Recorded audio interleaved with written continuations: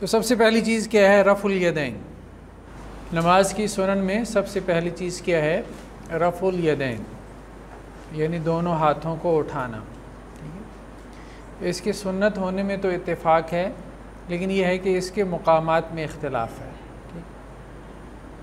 हनाफ के नज़दीक सिर्फ़ तकबीर तहरीमा में रफ़ुल यदैन है, यानी पहली मरतबा जो तकबीर कह के हम नमाज में दाखिल होते हैं। जबकि जमहूर फ़ुक़हा के नज़दीक, यानी शाफ़िया, मालिकिया और हनाबिला के नज़दीक, या इसी तरह अहलुल हदीस के नज़दीक, मुहद्दिसीन का जो स्कूल ऑफ थाट है वो 4 मुकामात पे रफ़ुल यदैन। ठीक है, रुकू में जाते हुए, रुकू से उठते हुए, और 4 रकत वाली नमाज में 2 रकत से उठते हुए। तो हाफिज़ इब्न हजर ने कहा है कि रफ़ुल यदैन में तकरीबन 50 सहाबा से रिवायात मरवी हैं। ठीक है, और कोई सुन्नत ऐसी नहीं है कि जिसमें इस शान के साथ और इस कसरत से रिवायात मरवी हों जितनी के रफ़ुल यदैन के मसले में। खुलफ़ाए राशिदीन से हैं, आशरा मुबशरा से हैं, और 50 सहाबा से। हनाफ के नज़दीक रफ़ुल यदैन की रिवायात मनसूख हैं। ठीक है, वो मानते हैं कि ये रिवायात हैं, लेकिन वो कहते हैं कि ये मनसूख हो चुकी हैं, और उनकी नासिख जो है उसमें वो आम तौर पे जो रिवायत बयान की जाती है वो अब्दुल्ला इब्न मसूद रज़ी अल्लाह अन्हु की रवायत है कि उन्होंने एक दफ़ा कहा कि मैं तुम्हें रसूलुल्लाह सल्लल्लाहु अलैहि वसल्लम की नमाज़ पढ़ के ना दिखाऊं, और जब उन्होंने पढ़ के दिखाई तो रावी ये कहते हैं कि उन्होंने सिर्फ़ पहली मरतबा रफ़ुल यदैन किया। इस रवायत को वो नासिख मानते हैं, बकिया तमाम रिवायात, और वो बहुत कसरत से हैं, सिहाह सित्ता में हैं, सही बुखारी में हैं, सही मुस्लिम में हैं। जैसा कि सही बुखारी की रवायत है हज़रत अब्दुल्ला इब्न उमर से कि अल्लाह के रसूल सल्लल्लाहु अलैहि वसल्लम जब नमाज के लिए खड़े होते तो अपने दोनों हाथ जो है वो कंधों के बराबर उठाते, जब रुकू के लिए जाते तो फिर भी इसी तरह से करते, दोनों हाथ कंधों तक उठाते, और जब रुकू से सर उठाते तो फिर भी अल्लाह के रसूल सल्लल्लाहु अलैहि वसल्लम दोनों हाथ जो है वो कंधों तक उठाते थे। तो इस माने की बहुत सारी रिवायात हैं, तो वो इन रिवायात को क्या करते हैं? मनसूख तसव्वुर करते हैं। लेकिन ज़्यादा बेहतर राय यही है कि ये रिवायात मनसूख नहीं है।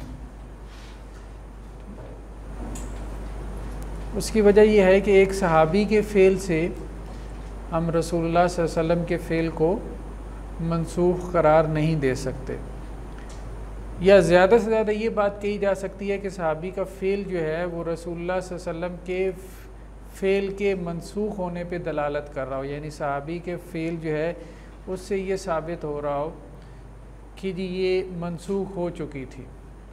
लेकिन इसमें भी बाज़ हनफी फ़ुक़हा भी ये बात कहते हैं कि बहुत सारे मामलात में हज़रत अब्दुल्ला इब्न मसूद भूल का शिकार हो गए। ठीक है, तो निसियान का मामला था।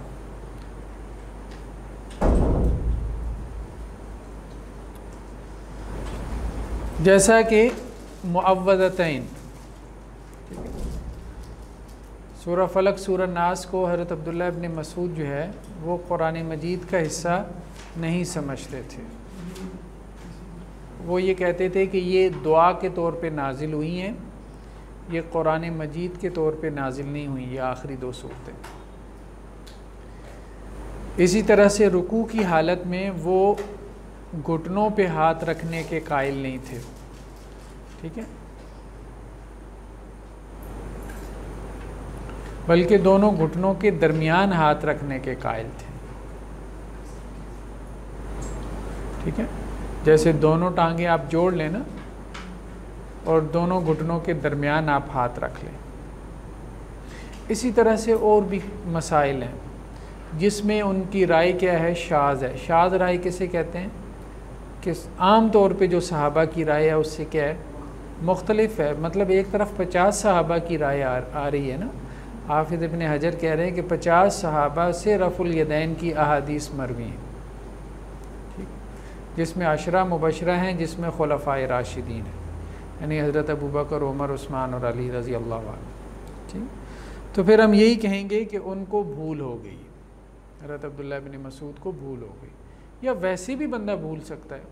एक तो यह है ना मौक़िफ़ के तौर पे उनको जो है वो गलती लगी, ठीक है, मौक़िफ़ की गलती भी हो सकती है, और ये भी हो सकता है कि वो भूल गए हों। इसी तरह जब 3 आदमी जो है वो नमाज के लिए खड़े हों तो उसमें तरतीब क्या है कि 2 पीछे खड़े होते हैं। इस मसले में भी वो इख्तिलाफ़ करते थे, ठीक है, पीछे खड़े होने के कायल नहीं थे 2 मुक्तदियों के। तो मतलब एक फ़हरिस्त है, हज़रत अब्दुल्लाह इब्न मसूद की जो है वो एक फ़हरिस्त है। ये साहिब किताब ने भी इशारा किया बाद चीज़ों की तरफ, जैसे कुरान मजीद, अब ये सही बुखारी की रवायत है कि कुरान मजीद में क्या, वल्लैल इज़ा यग़शा वन्नहार इज़ा तजल्ला वमा खलक़ अज़्ज़कर वल उन्सा। तो वो उनके यहाँ जो किरात थी वो वमा खाला का नहीं थी, वह ज़कर वल उन्सा था, वो ये पढ़ते थे। तो अब ये कोई भी किरात नहीं है, वैसे हैं ना सब अशरा किरात, उनमें इख्तलाफात होते हैं, तो ये उनमें से भी नहीं है। तो बाद मामलात में उनको भूल लगी है।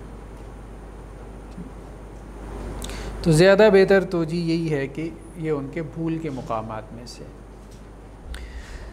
तो इसी तरह सही बुखारी की एक और रवायत है हज़रत अब्दुल्लाह इब्न उमर से ही, और ये गोल्डन चेन है ना, मतलब कहते हैं कि ये सिलसिला तो ज़हब है, ठीक है।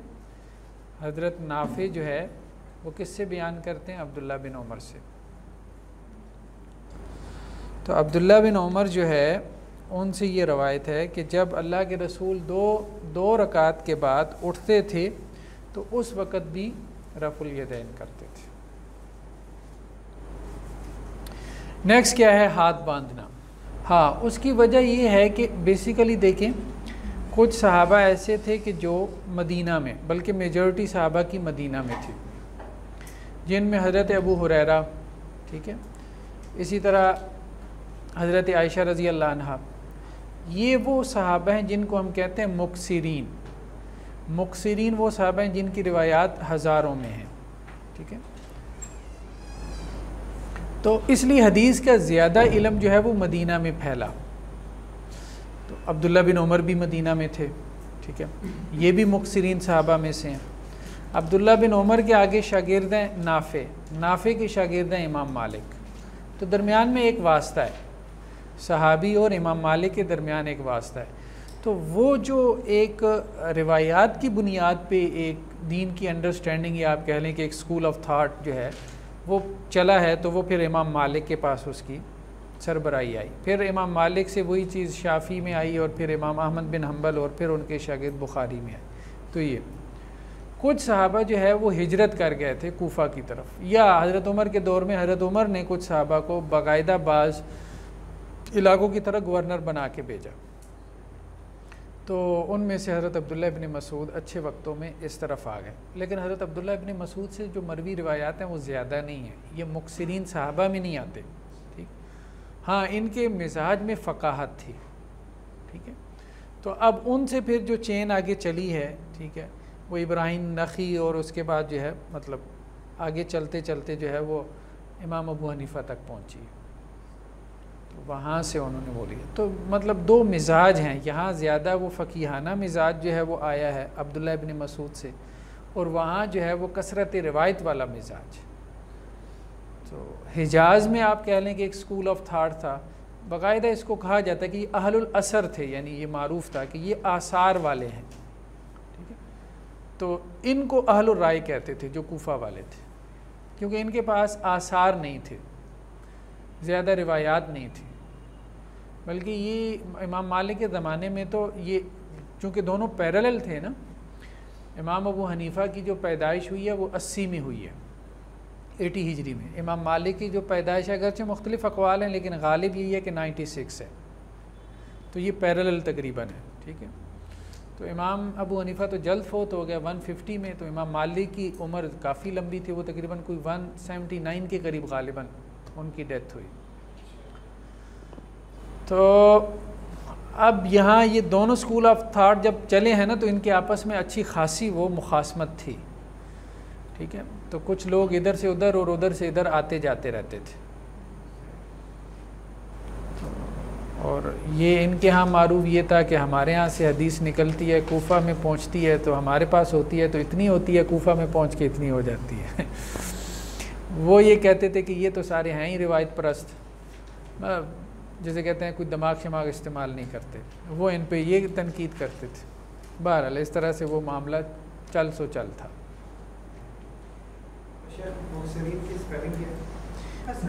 हाँ कसरत से, कसरत मुक्सिरीन बाबे वो से फ़ाल से हो जाएगा ना, मुक्सिर।